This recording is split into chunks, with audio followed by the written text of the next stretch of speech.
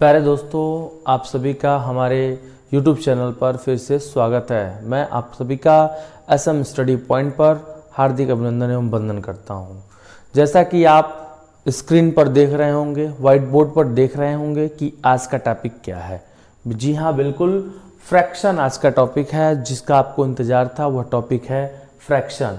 Fraction के बारे में बताएंगे आपको हम, और फ्रैक्शन के कुछ रिलेटेड क्वेश्चन भी कराएंगे। इसके बहुत सारे पार्ट आने वाले हैं फ्रैक्शन के, छोटे छोटे पार्ट में, जो आपको सुगम बना दिया जाएगा। सबसे पहला क्वेश्चन ये है कि फ्रैक्शन किसे कहते हैं। फ्रैक्शन किसे कहते हैं, पहला क्वेश्चन ये है, फ्रैक्शन किसे कहते हैं। तो फ्रैक्शन का डिफिनेशन होता है which number is denote by p upon q, यानी which number is denote by P upon Q, that's called fraction. But question दिया है Q is not equal to 0। यह रूल्स फॉलो करता है फ्रैक्शन, P upon Q के रूप में रहता है, और Q जो होगा हमेशा 0 के बराबर नहीं होना चाहिए, कभी भी 0 के बराबर नहीं होना चाहिए। यदि ऐसा है तो फ्रैक्शन नहीं है। Q हमेशा 0 के अगर बराबर है तो फ्रैक्शन नहीं है। आइए अब बात करते हैं फ्रैक्शन जो स्टार्टिंग होती है फ्रैक्शन की, P अपन Q का मतलब हो गया कि किसी जैसे कि P की जगह पे मान लीजिए 2 और Q की जगह पे मान लीजिए 3, ये होगा P अपन Q, यानी any number is represent P upon Q, that's called fraction. आइए शुरू करते हैं अब फ्रैक्शन। फ्रैक्शन जो होता है आपका भिन्न, जिसको हिंदी में कहते हैं, क्या कहते हैं, भिन्न। हिंदी में हम उसको भिन्न कहते हैं। जो देखिए यहाँ पे हमने लिख रखा है, फ्रैक्शन को हिंदी में भिन्न कहते हैं। और फ्रैक्शन को रिप्रेजेंट करने के लिए हम न्यूमरेटर अपान डिनोमिनेटर में करते हैं। ये जो लाइन आपको बीच में दिख रही है, यह दोनों को सेपरेट करती है, यानी ऊपर वाले पार्ट को ऊपर की तरफ, नीचे वाले पार्ट को नीचे की तरफ। इसको हम सिंपली लिख सकते हैं n अपान डी। n अपान डी, n मतलब न्यूमरेटर और d अपान डिनोमिनेटर, यानी भिन्न किसे कहते हैं, तो अंश बटे हर को हम भिन्न कहते हैं। फ्रैक्शन किसे कहते हैं, न्यूमरेटर अपान डिनोमिनेटर को भिन्न कहते हैं। एग्जाम्पल में मैं 4 आपको क्वेश्चन दे रहा हूं, ध्यान दीजिएगा। 1/3, 1/4/7, 6/6 केवल रहेगा, और एक दे दिया आपका 1/0। निम्न में कौन फ्रैक्शन नहीं है, सिंपली बात है। यह भी आपका P अपान Q के रूप में है, ये फ्रैक्शन है। यह 4/7 है, ये भी फ्रैक्शन है। यह 6/1 है, ये भी फ्रैक्शन है। लेकिन ये देखिए 1/0 है, जो Q है वह 0 के बराबर है, इसलिए फ्रैक्शन नहीं है। Is it confirm? आगे बढ़ते हैं फ्रैक्शन की तरफ। इसमें आपका होता है एक फ्रैक्शन, अभी हम आपको प्रॉपर, इम्प्रॉपर, यूनिट फ्रैक्शन और मिक्स फ्रैक्शन ये सब नहीं बता रहा है, सिंपल सा मैं बता रहा हूं अभी जोड़। इसका हम ऐड करना सीखते हैं। ऐड, छोटा सा ऐड क्या होता है, ध्यान दीजिएगा। यदि कोई फ्रैक्शन दिया हो 1/, सबसे पहले फ्रैक्शन को हम शेप में रिप्रेजेंट करते हैं। ये देखिए, यह एक सर्कल है, और इस सर्कल में आपको, ये मैंने इसके 4 पार्ट कर दिए, ध्यान दीजिएगा, 4 पार्ट कर दिए। सर्कल कितना था, 1, पार्ट कितने हुए इसके, 4, यानी प्रत्येक पार्ट जो है 1/4 होगा। यानी ये वाला पार्ट की अगर बात किया जाए, जिक्र किया जाए, तो यह क्या होगा, 1/4, यानी इन चारों हिस्सों का एक हिस्सा है ये, इसलिए इसको हम रिप्रेजेंट कर सकते हैं 1/4 से। ठीक ऐसे एक और एग्जाम्पल के माध्यम से हम आपको बता रहे हैं। ये आपका रहा स्क्वायर बॉक्स, इसमें आपके शेप बन गए 4, और ये पूछ लिया कि ये भाई कितना कह रहा है, ये कितना कह रहा है, ये इसको क्या बताएंगे। तो 1 2 3 कलर हुआ, टोटल कितने थे, 4, यानी 3/4। Is it confirm? अब आइए ऐड की तरफ बढ़ते हैं। ऐड की तरफ बढ़ते हैं। पढ़ते कैसे हैं ये भी जान लें थोड़ा सा हम, एक बार पढ़ना कैसे होता है इसको ये जान लें, उसके बाद बताते हैं। सपोज करिए मैंने लिख दिया 1, इसको पढ़ते कैसे हैं 1, इसको पढ़ते हैं अपान और इसको पढ़ते हैं 4। इसको एक साथ बोलेंगे तो हो जाएगा 1/4। अब हम आते हैं ऐड की तरफ बढ़ते हैं। देखिए कितना आसान है, सिंपल सा है। एक है 2/5 प्लस एक है 3/5। यहां देखिए कितना आसान है, बिल्कुल आसान है। ध्यान दीजिएगा, बेस का मतलब होता है नीचे वाला हिस्सा, यानी डेनोमिनेटर। यदि डेनोमिनेटर हमारा सेम है तो क्या होता है, ध्यान दीजिएगा, इस दोनों डेनोमिनेटर में से एक डेनोमिनेटर को हम यहां नीचे लिख लेते हैं।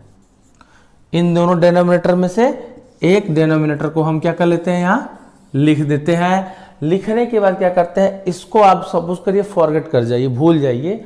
आपको दिख रहा होगा 2 + 3, बस सिंपली है 2 लिख दीजिए, प्लस लिख दीजिए और 3 लिख दीजिए। ये आपका रिजल्ट हो जाता है 5/5। क्या ये कट जाएंगे आपस में? जी हाँ, बिल्कुल कट जाएंगे। इसका आंसर हो जाएगा 1। इसी तरह क्वेश्चन और करते हैं, ध्यान दीजिएगा। 3/7 प्लस 2/7।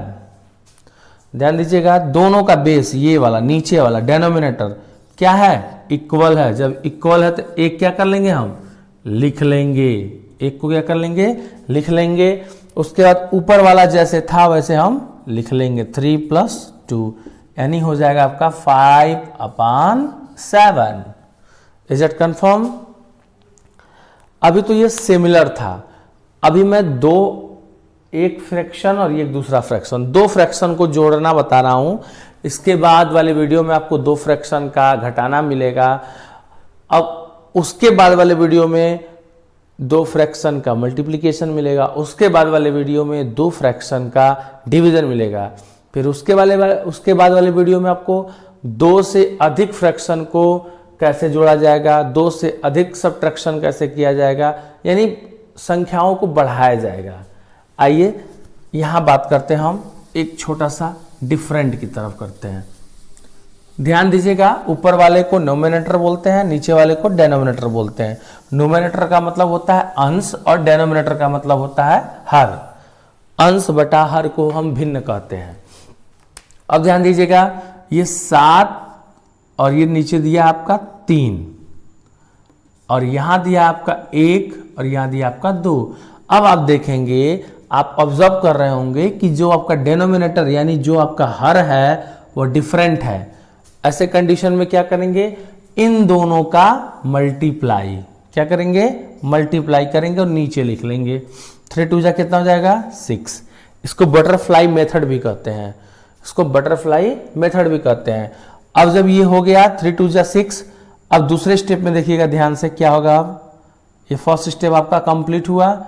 दूसरे स्टेप में कहता है कि इसका मल्टीप्लाई इसमें होता है, तो 7 × 2 = कितना हो जाएगा भाई, 14।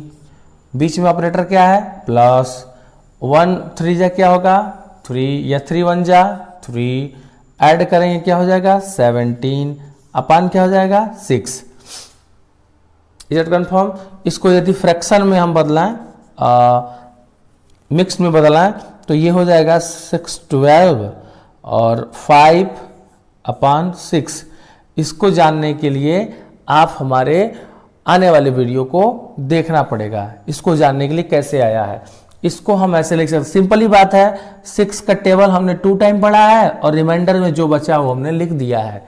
मैं यहां करके दिखा रहा हूं आपको, देखिए 6 / 17 2 टाइम गया और ये आपका हो गया 5, यानी ये क्या है आपका रिमाइंडर और ये आपका क्या है कोसेंट, यानी मैंने लिखा है कोसेंट, डिवाइडेंड और रिमाइंडर। तो आप ध्यान दीजिएगा, सॉरी, कोसेंट, रिमाइंडर और डिवाइडेंड। कोसेंट के रूप में क्या आया था, 2, रिमाइंडर क्या बचा था आपका 5 और डिवाइडेंड क्या था आपका 6।